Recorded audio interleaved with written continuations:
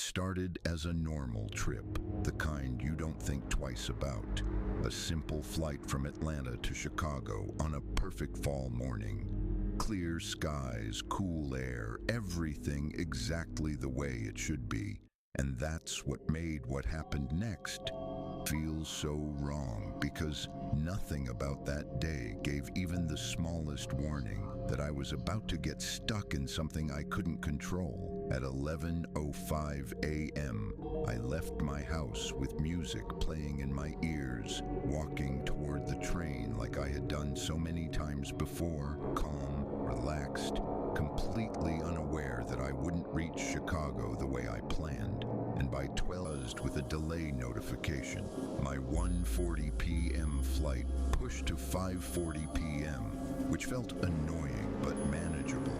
Just a few lost hours, nothing serious. So I stayed at the airport, thinking it was the smarter choice, not realizing that staying there was the moment I quietly stepped into a situation I wouldn't be able to get out of. By 1:15 p.m., another alert came in, pushing the flight even further to 6:40 p.m., and that's when the day started to feel off. Not chaotic, not dramatic, just subtly wrong. Like time itself was being stretched and pulled in a direction I didn't choose. And when I received a $50 voucher email apologizing for the inconvenience, it didn't feel like help. It felt like something trying to keep me calm while everything around me slowly slipped out of control.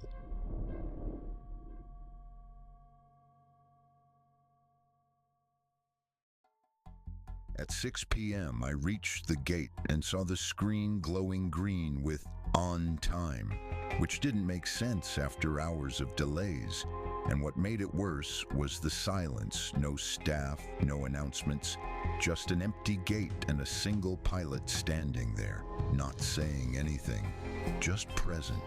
And I remember texting my friends that something felt wrong, like I was waiting for something to break, and 10 minutes later it did, when an agent suddenly walked up and, without any build-up or explanation, simply announced that the flight was canceled. Everything shifted instantly as people started moving, talking, rushing. But underneath all that noise, there was a strange feeling that this wasn't just a normal cancellation. It was too abrupt, too disconnected, like the flight was never actually meant to leave, and we were all just now being told. And as we were sent back toward the terminal, walking for what felt longer than it should have, I tried contacting support and got placed into a queue that claimed a 40-minute wait, but didn't respond until hours later.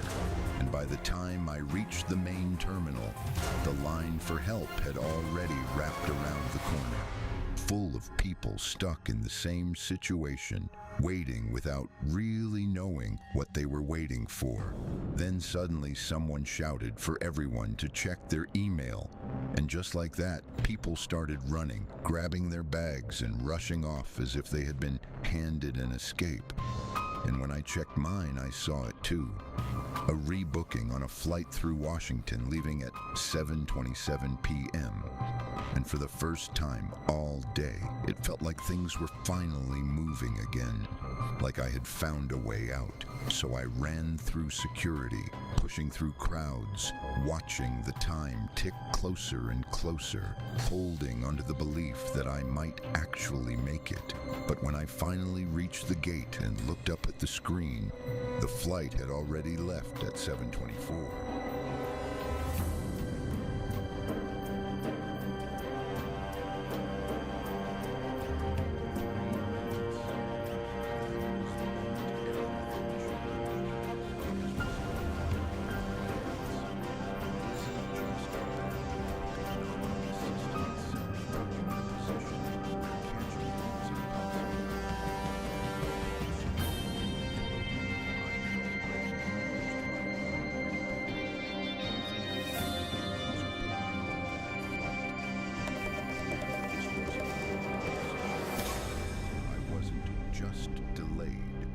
I was stuck inside a system that wasn't working in my favor, and the only option they gave me was another flight the next morning, something I had no choice but to accept.